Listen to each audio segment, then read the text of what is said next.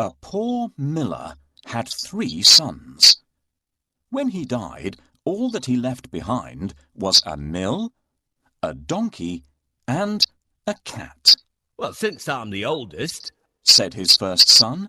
I'll take the mill. The second son quickly added, And I'm next. I'll take the donkey. They looked at their younger brother, Marquis. How lucky you are! You shall have the cat, the brothers said, and laughed out aloud. The poor fellow shook his head as his brothers left. It was not fair at all. My brothers can make a fine living with a mill and a donkey, but what about me? I'm stuck with Puss, said Marquis, wringing his hands in despair. Puss had been listening. He stretched and yawned loudly. No. Now, you won't have to worry when I'm around. All I need is a bag and a handsome pair of boots, and I'll be able to take care of us both.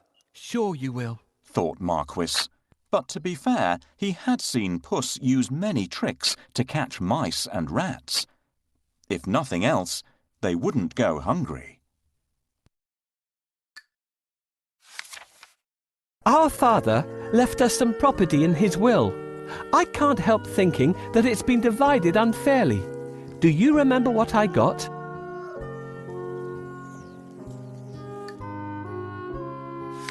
Soon the cat was given his own pair of boots and the new bag that he had asked for.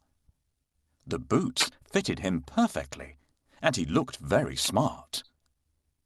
Puss packed a juicy cabbage and some bran in the bag, and slung it around his neck.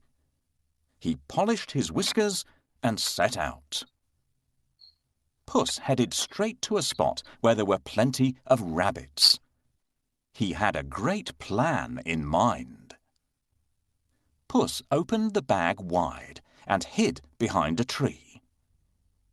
Soon a rabbit came hopping by.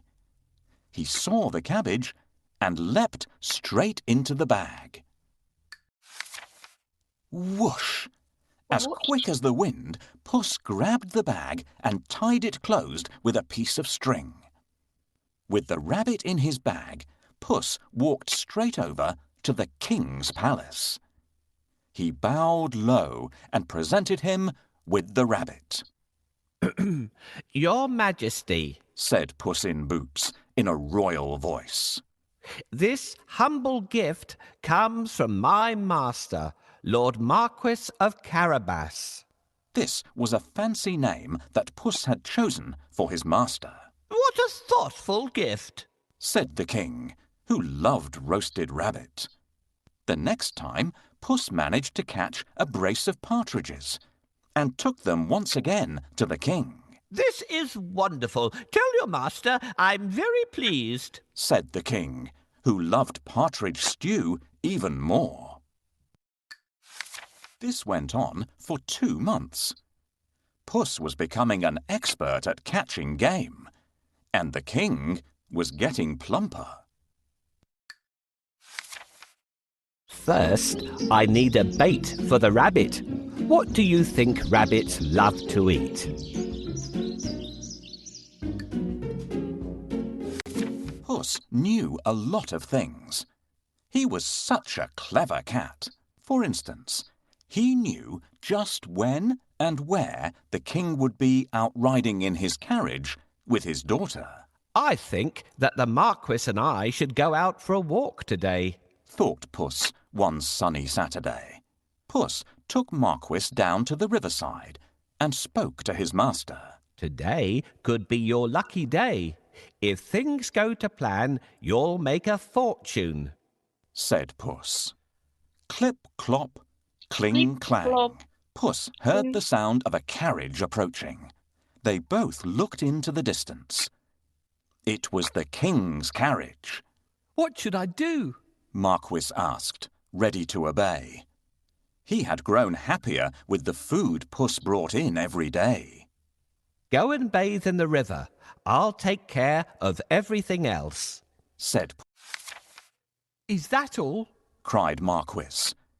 He pulled off his clothes and jumped into the river at once. Splash! Splash. Quickly, Puss hid his master's clothes behind a rock. Help! My master is drowning! Somebody save him! Puss wailed. He was trembling from head to foot. The king recognized Puss at once. He remembered all the lovely meals he had enjoyed thanks to the cat. The king jumped out of his carriage. Go and save him, quickly! The king said to his servants. Puss said to the king, Your Majesty, some nasty thieves have stolen my master's clothes. Is that so? Don't worry. I'll find a suit for him, said the king. He ordered one of his servants to fetch some fine clothes.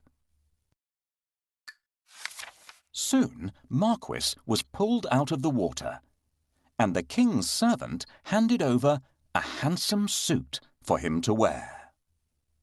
As soon as Marquis put on those clothes, he looked just like a prince.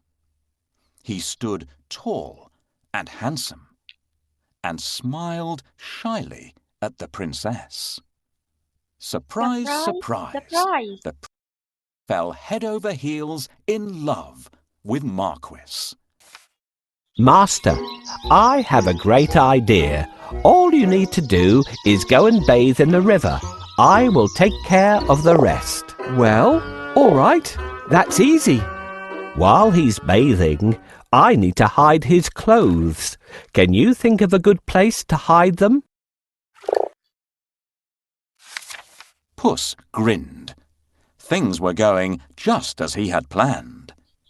But he had more work to do.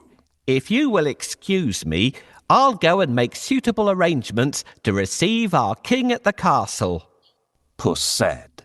Marquis was puzzled because he didn't live in a castle. But he kept quiet.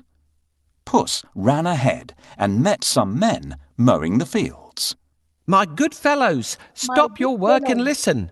The king is coming this way, and you are all in grave trouble. The only way to save yourselves is to say that these fields belong to the Lord Marquis of Carabas, Puss announced.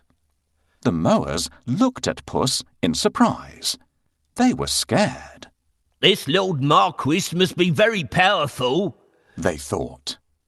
They agreed to do exactly what the cat said, to save themselves. Puss went ahead and saw some men and women reaping grain in a field. My good fellows, you can reap later, but listen to me now. The king is coming this way, and he'll make mincemeat of you unless you say that these fields belong to the Lord Marquis of Carabas, Puss announced. The reapers were very puzzled, but they definitely did not want to become mincemeat. They promised to tell the king that the fields belonged to nobody but Lord Marquis of Carabas. Puss went ahead and warned everybody to tell the king that the land belonged to Lord Marquis. The people thought that it wouldn't be right to mess with Lord do exactly what the cat asked. But Puss had still more work to do. Huff, puff. He ran all the way until he reached a huge castle. Can you guess whose castle it was? Yes, the castle and all the lands belonged to a fierce and powerful ogre. But Puss was not scared of the ogre. He knocked at the castle door. Blim, blam. 2 guards opened the door. I'd like to pay my respects to your mighty master, said Puss. The guards knew that the ogre loved anybody who admired him. So they let Puss in at once. Puss bowed low to the ogre. I have heard much about your great powers. Is it really true that you can transform yourself into any animal you wish? Asked Puss. Even a lion? Watch me, said the ogre. Right before Puss's eyes, he transformed himself into a mighty lion. He roared so fiercely that Puss sprang up the curtains in fright. The ogre laughed loudly. That's amazing, said Puss. but I bet you can't turn yourself into a small creature. That's the most difficult thing in the world. I can, said the ogre. No, it would be impossible for a mighty ogre to turn into something like, for instance, a mouse? said Puss. Oh, really? Oh, really? asked the ogre, snapping his fingers. Boom! Boom. The ogre became a tiny mouse and scurried across the room. Quick as lightning, Puss pounced on the mouse and ate it in one gulp. Puss licked his lips. He clapped his hands 3 times and summoned all the people living in the castle. The ogre is no more. Puss announced. Will you accept Lord Marquis of Carabas as your master? He is kind and just, good and generous. The guards, maids, cooks, servants, and everyone else in the castle looked at Puss in surprise. But they nodded at once. They had never really liked the ogre anyway. Puss ordered everyone to prepare a feast for Lord Marquis and his very special guest, the king himself. The coach with the king, the princess, and my master will be here soon. I have to wake up the ogre right away. Meanwhile, the king travelled through the countryside, speaking to the people. He was very surprised to learn that almost all the land around him belonged to the young man by his side. When the king's coach finally reached the castle, Puss ran out to welcome them. Welcome to our humble abode, Puss said to the king. The king gulped. The castle was bigger and even more stunning than his own. Puss led them straight to the huge dining hall. The table groaned with the weight of roast chicken, rabbit stew, mince pies, smoked duck, and hundreds of other dishes. The king was in 7th heaven.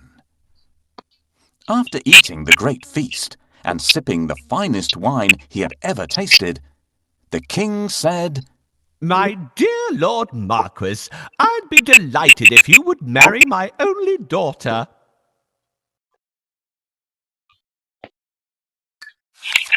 Marquis smiled at the princess. I will if the princess wishes to live with me, said Marquis shyly. The princess was so happy that she wanted to dance all around the castle. She blushed in delight and nodded. They married and lived happily ever after. And so did Puss, because loyal Marquis made him a lord of the castle. Puss enjoyed great feasts every day and did not go after rats or mice any more, except now and then, when he wanted some fun. Some fun. Then, write a review. Please subscribe.